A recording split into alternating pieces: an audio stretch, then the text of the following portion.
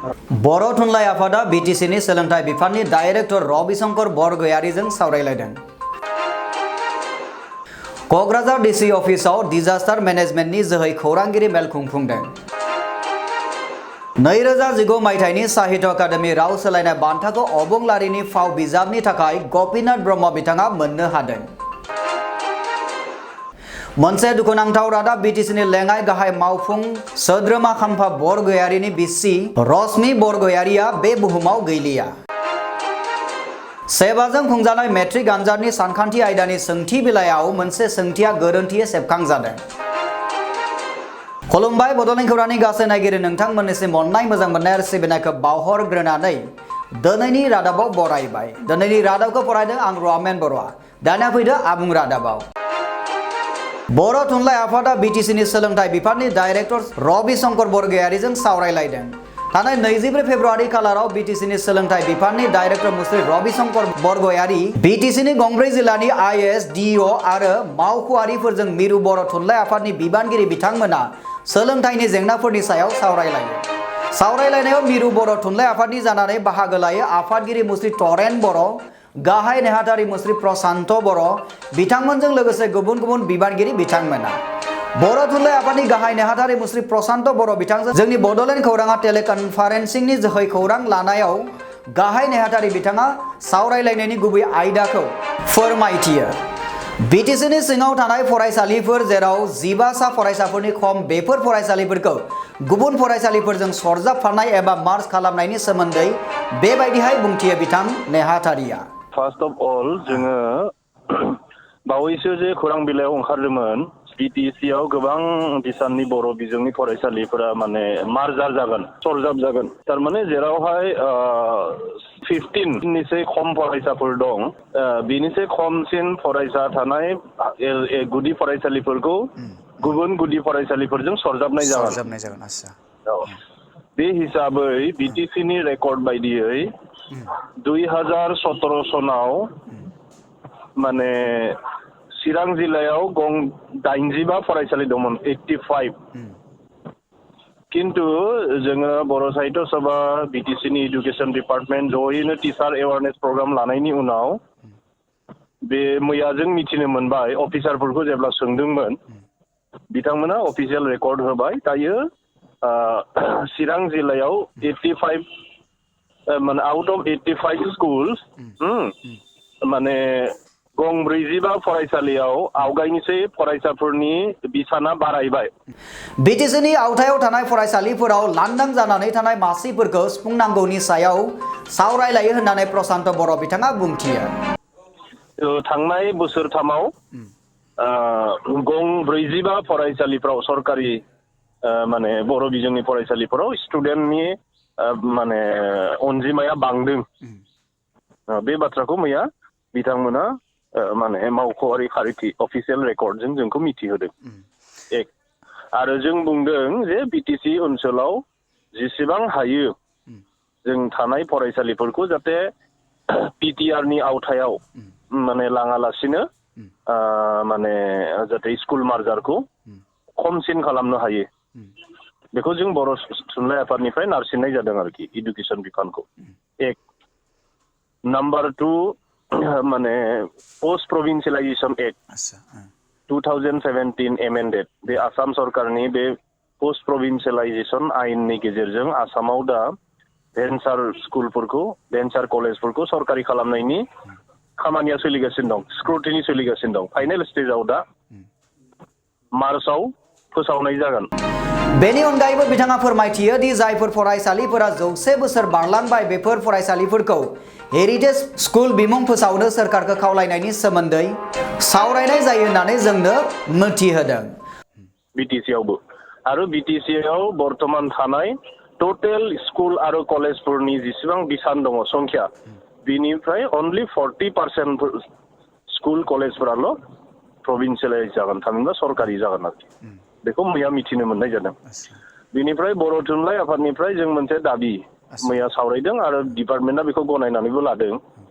बे जाहैबाय बिटिसिआव थानाय 50 बोसोर बारनाय जेसेबां फरायसालिफोर दं आरो 100 years बारनाय जेसेबां फरायसालिफोर दं जायफोर स्कुला दिनै 100 बोसोर जाबाय आरो जायफोर स्कुला 50 बोसोरनि बारा जाबाय बेनिफ्राय बै स्कुलफोरखौ हेरिटेज स्कुल हिसाबै फोसावनो होदों जिहेतु 50 बोसोर सोलोंथाइनि बिहोमा होबोबाय थाबाय दा बेबायदि खालामबा गोबां बर' बिजोंनि गुदि फरायसालिफोरा बा गेजेर फरायसालिफोरा 50 बोसोर बारनाय दं दा बे फरायसालिफोरखौ हेरिटेज स्कुल हिसाबै फोसावनानै बेयाव साफिसियेन्ट इनफ्रास्ट्राक्चार आरो स्पेसियेलि साफिसियेन्ट माने टिचार एपइन्टमेन्ट होनानै जोथोन लानो थाखाय जों बे मोनसे पलिसिखौ एडुकेशन डिपार्टमेन्टनो जों होदों फरायसालि आरो फोरोंगिरिनि मासिखौ सोरखारि खालामनायनि सायावबो सावरायनाय जायो होननानै बिथाङा मिथिनो होदों ब्यूरो रिपर्ट बड'लेण्ड खौरां क'क्राझार डीसी अफिसाव डिजास्टार मेनेजमेन्टनि जोहै खौरांगिरिनि मेल खुंफुंदों क'क्राझार जिल्लानि सिङाव थानाय जिल्ला मावख'आव हरखाबै जाब्रबथाय जानाय जाथायनिफ्राय रैखाथि मोननो डिजास्टार मेनेजमेन्टनि सायाव खौरांगिरि मेल सामलायनाय जादों आलोचना হ'ব আৰু এই আলোচনা হোৱাৰ পিছত আমি বুজি পাম আমাৰ ডিষ্ট্ৰিক্টত দুৰ্যোগ প্ৰশমনৰ কাৰণে আমি কিমান সষ্টম হৈ আছোঁ আৰু কিমান সষ্টম হ'ব লাগিব বা কেনেকৈ আমি কামবিলাক পৰিচালিত কৰিব লাগিব সকলোবিলাক আমি কথা তাৰ পৰা গম পাম আমাৰ সকলো ডিপাৰ্টমেণ্ট আমাৰ দুৰ্যোগৰ সময়ত উঠাৰ কাৰণে যিবিলাক ডিপাৰ্টমেণ্ট আমাৰ সকলো ধৰণৰ অসম চৰকাৰ যিমান ডিপাৰ্টমেণ্ট আছে সকলোবিলাকে এই এক্সাৰচাইজটোত অংশগ্ৰহণ কৰিব हरखाबै जानाय जाब्रबथाय जाथायनिफ्राय रैखाथि होनो मोनफ्रोमबो जिल्ला मावख' फिसा मावखुलि सरजाबफानानै होफानाय जादों बेनि थाखायनो सायख'जानाय जायगाफोराव 2020 मायथाइनि 25 फेब्रुवारिनिफ्राय 28 फेब्रुवारिसिम बिथांमोना मावबादा हाबाफारि बादि खुंनो लादों होननानै क'क्राझार जिल्लानि लेङाइ जिल्ला बेंगिरि देबेश्वर बरा बिथाङा खौरांगिरिफोरनि सिगाङाव बुंथियो আৰু তেওঁলোকে ক'ত তেওঁলোকৰ দুৰ্বলতা আছে সকলোবিলাক কথা আমাৰ ধৰা পৰিব আৰু সেইমতে আমি ভৱিষ্যত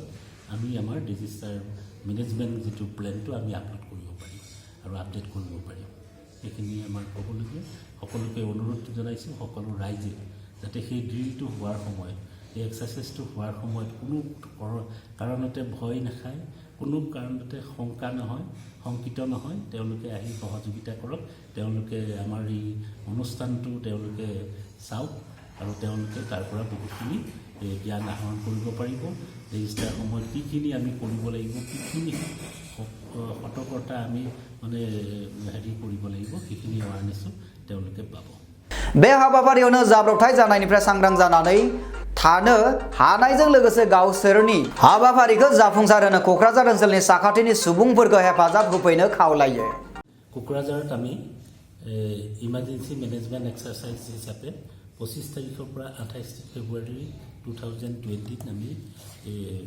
DDME আণ্ডাৰত ডিজাস্টাৰ মেনেজমেণ্টৰ আণ্ডাৰত ইমাৰ্জেঞ্চি মেনেজমেণ্ট এক্সাৰচাইজ আমি কৰিবলৈ ওলাইছোঁ আমাৰ ইয়াৰ উদ্দেশ্যটো এটাই যে আমি যেতিয়া দুৰ্যোগ হ'ব ভূমিকম্পই হওক বা বানপানীয়ে হওক বা ডাঙৰ ধুমুহাই হওক তেতিয়া আমি কেনেকৈ ধৰণে উদ্ধাৰ কাৰ্যত আমি নিয়োজিত হ'ব পাৰিম আমি কিমান ধৰণে কেনেকৈ ধৰণে সক্ষম হৈ আছোঁ আৰু আমি কি কৰিব লাগিব এই সকলোবিলাক এই এক্সাৰচাইজটোত আমি প্ৰতিফলিত কৰিম উদ্ধাৰ কাৰ্য চলিব বা ডিজাস্টাৰ হোৱাৰ সময়ত স্কুলবিলাকে কেনেকুৱা ধৰণৰ সাৱধানতা অৱলম্বন কৰিব লাগিব তাৰ ওপৰত আমাৰ আলোচনা হ'ব তাৰ ওপৰত আমাৰ মানে এটা এক্সাৰচাইজ হ'ব এইবিলাক আমি কেনেকৈ কোন সময়ত কেনেকৈ ধৰণে ইউজ কৰিব লাগিব এই সকলোবিলাক বস্তু তাত আমাৰ আলোচনা হ'ব আৰু ফিল্ড ড্ৰিল বুলি হ'ব ফিল্ডত মানে আমি প্ৰেক্টিছ এটা মানে প্ৰেক্টিকেল হ'ব এই গোটেই কথাবিলাক তাৰপিছতে সেইখিনি হোৱাৰ পিছত আমাৰ এটা সেশন থাকিব সেইটো হ'ল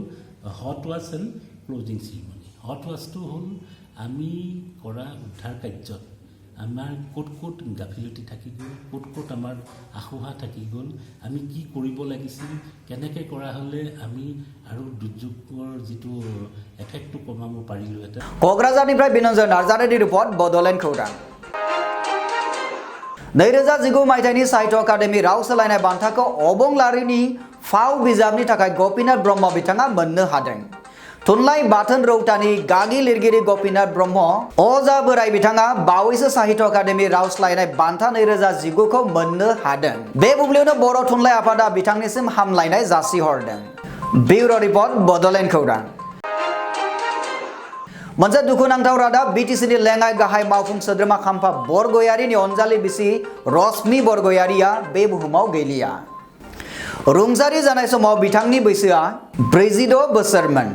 दिनै 25 फेब्रुआरि खालारनि फुंनि 5:55 रिंगायाव गुवाहाटीआव थानाय गुवाहाटी नेम केयार हस्पिटालाव फाहामथाय लाबाय थानाय समावनो जोबथा हां बोयो होननानै मिथिनो मोननाय जादों। मोनथिनो मोननाय बादिब्ला रुंसारि रश्मि बरगयारिया गोबाव समनिफ्रायनो केन्सार बेरामाव भुगिना दङमोन। नाथाय गोबाव साननिफ्रायनो थैनायजों जुजिनानै दिनै फुंबिलिनि 5:55 रिंगायाव जोबथा हां बोयो गुवाहाटीआव थानाय नेम केयार हस्पिटालाव। जोंनिसिम खौरां मोनफैनाय बादिब्ला रुंसारि रश्मि बरगयारिनि गोथै सहखौ फिसाय खाम्फा बरगयारि बिथांनि न'आव लाबोनाय जाबाय। रश्मि बरगयारिनि गोथै सोलेरखौ क'क्राझाराव थानाय लेङाइ मावफुंगोरा न'आव गोबां गौथुमनि दैदेनगिरि सोलोंथाइ फसंथान लोगोसे सानसुमै आरो न'खरनि बाहागि खुरमा थुबुर जानानै बिबार बावो होननानैबो जोंनिसिम खौरां मोनफैदों। बेसेबा बुरजा सुबुंनि थुबुराव दङमोन आगुनि एमपि सानसुमा खुंगुर बैसोमुथियारि, एमएलए कमल सिंह नार्जारी, इएम धनेश्वर गयारी, बर' समाजनि आफादगिरि राजेन्द्र नाथ बर' रेबग्रा जुथुमनिफ्राय आफादगिरि राजेन बसुमतारी, बर' थुनलाइ आफादनि आगुनि गाहाय नेहाथारि गपिनाथ बरगयारी, बिटिसि गावबुरा आफादनि दैदेनगिरिमोननि अनगायैबो भुटान हादोरनि गोबां गाहाम हामलायग्राफोरा बिबार बावो आरो खाम्फा बरगयारिनो दुखुनि बाहागो होयो। क'क्राझारनिफ्राय बिनोजर नार्जारीनि रिपर्ट बड'लेण्ड खौरां। दिनै 25 फेब्रुआरि खालाराव खुंजानाय सानखान्थि आयदानि सोंथि बिलाइनि 38 नं सोंथिया गोरोन्थि सेबखांजानानै फैदों। 38 नं बे सोंथियाव मोनसे खारिलाइ होनाय जादों। नाथाय बे खारिलाइनि जोबथारनायनि मोननै जौथुङा बांद्राय जानानै फैदों। थामहिनबा बे खारिलाइनि जौथुङा गासै मोन 11 सिमल' जानांगौमोन। बेवहाय 10 आरो 11 नं जौथुङा डाबल सेबखांजानानै गासै मोन 13 जौथुंफोर जानानै फैदों। अब्ला नायदो आथिखालाव सेबाया गोग्गो गोरोन्थि गैयै सोंथि बिलाइ सेबखांनायाव बेसेबां सांग्रां। ब्युर' रिपर्ट बड'लेण्ड खौरां। दानिया सम सफैबाय बड'लेण्ड खौरांनि गासै नायगिरि नोंथांमोननिफ्राय जोङो बिदाय लानायनि। बड'लेण्ड खौरांनि गासै नायगिरि नोंथांमोननिसिम अननाय मोजां मोननाय आरो सिबिनायखौ बावहरफिनबाय आरो लोगोसे दिनैनि रादाबखौ एसेयावनो फोजोबबाय। उननि रादाबाव नोंथांमोनखौ लोगो मोननायनि मिजिंजों गोजोन्थों।